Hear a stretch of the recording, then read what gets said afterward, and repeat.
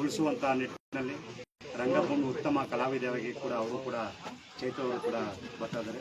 ಆ ಒಂದು ಕಾರ್ಯಕ್ರಮದಲ್ಲಿ ಇವತ್ತು ನಾವೆಲ್ಲರೂ ಕೂಡ ಭಾಗವಹಿಸಿದ್ದೀವಿ.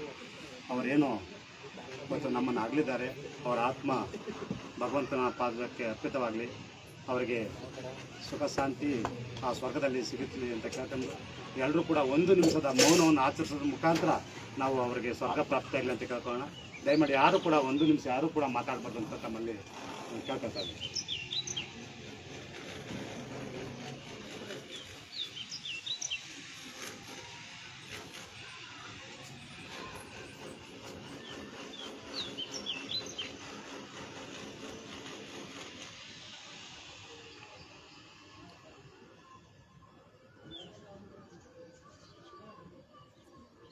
ಎಲ್ಲರಿಗೂ ಧನ್ಯವಾದಗಳು.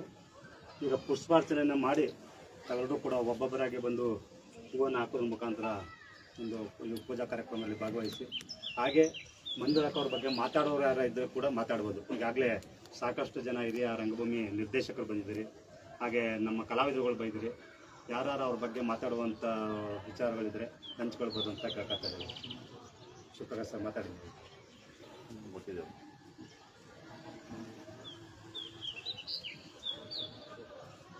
ಇದ್ರ ಬಗ್ಗೆ ಮಾತಾಡೋಕ್ಕೆ ಟೈಮೇ ಸಾಲಲ್ಲ.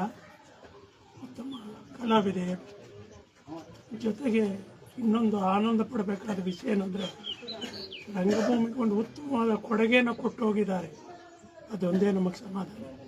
ಭಗವಂತ ಮುಂದೆ ಅವರ ಆತ್ಮಕ್ಕೆ ಶಾಂತಿ ಕೊಟ್ಟು ಅವ್ರ ಕುಟುಂಬನ ಒಳ್ಳೆಯ ರೀತಿಯಲ್ಲಿ ಕಾಪಾಡಲಿ ಅಂತ ಭಗವಂತನಲ್ಲಿ ನಿಮ್ಮೆಲ್ಲರ ಪರವಾಗಿ ಬೇಡ್ಕೊಳ್ತೀನಿ.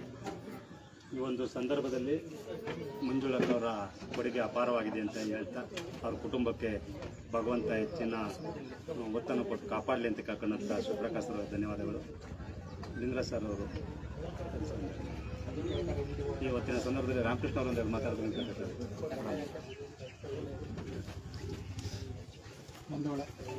ಕಲಾವಿದರಿಗೆ ಸಾವಿಲ್ಲ.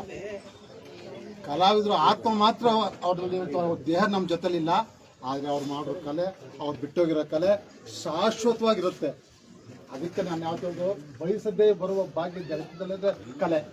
ಆ ಕಲೆ ಸಾವು ಇಲ್ಲ, ಕಲೆಗೆ ಸಾವೇ ಇಲ್ಲ ಅಂತ ಒಂದು ಬದುಕನ್ನು ಬದುಕಿ ಮಂಜುಳಮ್ಮನವರು ತೋರಿಸ್ಕೊಟ್ಟಿದ್ದಾರೆ. ಅವರಷ್ಟು ನಾವು ಆಗದೇ ಇದ್ರು ಕೊನೆ ಪಕ್ಷ ಅವ್ರ ಕಾಲು ಭಾಗನಾದರೂ ನಾವು ಬದುಕಿ ಅವರಂತ ಹೆಸರುವಾಸಿಯೋಣ ಅನ್ನೋದೇ ನನ್ನ ಆಸೆ. ಭಗವಂತ ಅವ್ರ ಕುಟುಂಬಕ್ಕೆ ಅವ್ರಿಗೆ ಶಾಂತಿ ಕೊಡಲಿ ಅಂತ ಕೇಳ್ಬೇಕು. ಬಂಧುಗಳೇ, ಈ ಒಂದು ಸಂದರ್ಭದಲ್ಲಿ ಕಲೆಗೆ ಸಾವಿಲ್ಲ, ಅವ್ರು ಮಾಡುವಂಥ ಸಾಧನೆಗಳು ನಿರಂತರವಾಗಿ ಉಳ್ಕೊತವೆ ಅಂತೇಳಿ ತಮ್ಮ ಅನಿಸಿಕೆ ನುಡಿಯನ್ನು ನುಡಿದಂಥ ಲೇಖಕರು ಹಾಗೂ ನಿರ್ದೇಶಕರಾದ ರಾಮಕೃಷ್ಣ ಅವರಿಗೆ ಧನ್ಯವಾದಗಳು. ಗಜೇಂದ್ರ ಅವರು ಒಂದೆರಡು ಮಾತಾಡ್ಬೇಕು ಅಂತ ಕೇಳ್ತಾರೆ. ಆತ್ಮೀಯ ಬಂಧುಗಳೇ, ನಾವು ಕಲಾವಿದನಾಗಿ ಮಂಜುಳಮ್ಮನವ್ರನ್ನ ಅವ್ರ ಜೊತೆ ಒಡನಾಟ ಏನಿಲ್ಲ, ಯಾಕೆ ನಮಗೆ ವಯಸ್ಸು ಚಿಕ್ಕ ಏಜು. ಆದರೆ ಅವರ ಪರ್ಸ್ನಲ್ ಜೀವನದಲ್ಲಿ ನಾನು ಅವರ ಕಷ್ಟ ದಿನಗಳನ್ನ ತುಂಬ ನೋಡಿದ್ದೀನಿ.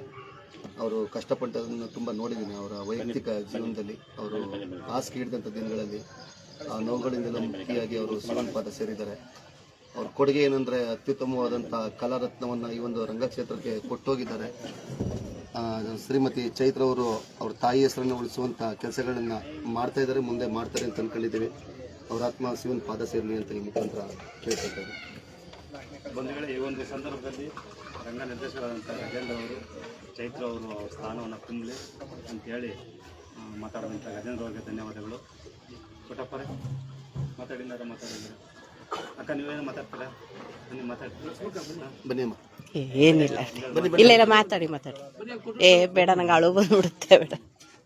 ಇನ್ನೊಂದು ವಿಚಾರ ಏನಂದ್ರೆ, ನಾವು ಇಲ್ಲಿ ಬಂದಂಥ ಸಂದರ್ಭದಲ್ಲಿ ಹೇಳ್ಕೊಂಡದ್ದು, ಇವರು ಮೊದಲೇ KM ದೊಡ್ಡಿಲೇ ಕೂಡ ಟೆಂಟನ್ನು ಹಾಕೊಂಡು KM ದೊಡ್ಡಿಲೇ ಸಾಕಷ್ಟು ವರ್ಷಗಳನ್ನ ಅಲ್ಲೇ KM ದೊಡ್ಡಿ ಭಾಗದಲ್ಲೇ ನಾಟಕವನ್ನು ಮಾಡ್ತಿದ್ರು ಅಂತ ನಮ್ಮ ಚೈತ್ರ ಅವ್ರ ತಂದೆಯವರು ನನಗೆ ಕೆಲವೊಂದು ವಿಚಾರಗಳನ್ನು ಹೇಳ್ಕೊಂಡ್ರು.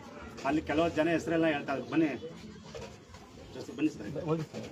ಸರ್, ಕೆಲವೊಂದು ಜನಗಳ ಹೆಸರೆಲ್ಲ ಹೇಳ್ತಾ ನಮ್ಗೆ ಇಂಥವೆಲ್ಲ ಗೊತ್ತು, ಇವ್ರ ಮನೇಲಿ ಅಷ್ಟು ವರ್ಷ ಹೆಂಗಿದ್ದು ಅಂತೇಳಿ.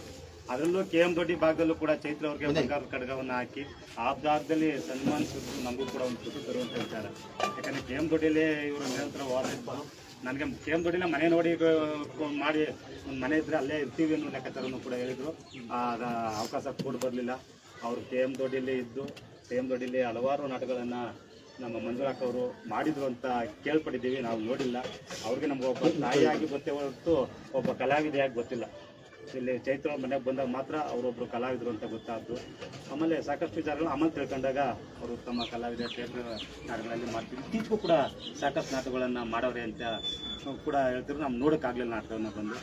ಅವರ ಆತ್ಮ ಮತ್ತೊಮ್ಮೆ ಭಗವಂತನ ಪಾದಕ್ಕೆ ಅರ್ಪಿತವಾಗಲಿ ಅಂತ ಕೇಳ್ಕೊಂಡು ಅವರ ಅಗಲಿಕೆಯ ದುಃಖ ಭರಿಸುವಂಥ ಶಕ್ತಿಯನ್ನು ಅವ್ರ ಕುಟುಂಬದವರು ಚೈತ್ರ ಇರ್ಬೋದು, ಅವರ ಇನ್ನೊಬ್ಬರ ಪುತ್ರಿಯಾದಂಥ ಮಾನಸ ಅವ್ರಿಗೆ, ಅವರ ಪತಿಯವರಾದಂಥ ಜೋಶಿ ಅವ್ರಿಗೆ ಕೊಡಲಿ ಅಂತ ನಾನು ಕೇಳ್ಕೊಂಡು ಅವರಿಗೆ ಅವರ ಮೊಮ್ಮಗ ಶುಭು ಅವ್ರಿಗೂ ಕೂಡ ಶಕ್ತಿಯನ್ನು ಕೊಡಲಿ ಅಂತ ಕೇಳ್ಕೊಂತ ಅವರ ಆತ್ಮ ಭಗವಂತನಿಗೆ ಅರ್ಪಿತವಾಗಲಿ ಅಂತ ಹೇಳಿ ನಮ್ಮ ಮಾತನ್ನು ಮುಗಿತಾ ಇದ್ದೀವಿ. ಜೈ ಹಿಂದ್, ಜೈ ಕರ್ನಾಟಕ. ಮತ್ತೆ ಬನ್ನಿ ಎಲ್ಲರೂ ಪುಷ್ಪಾರ್ಪಣೆ ಮಾಡಿ ಹೂವು ತಗೊಂಡು.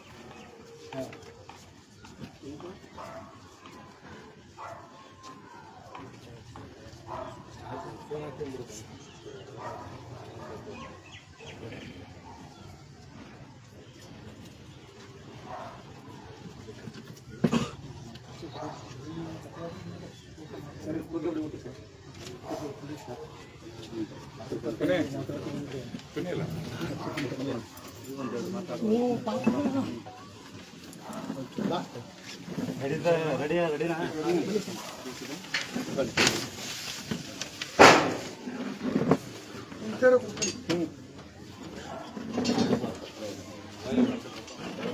ಬಗ್ಗೆ ಬಂದು ಊಟ ಬಡಿಸ್ಬೇಕು.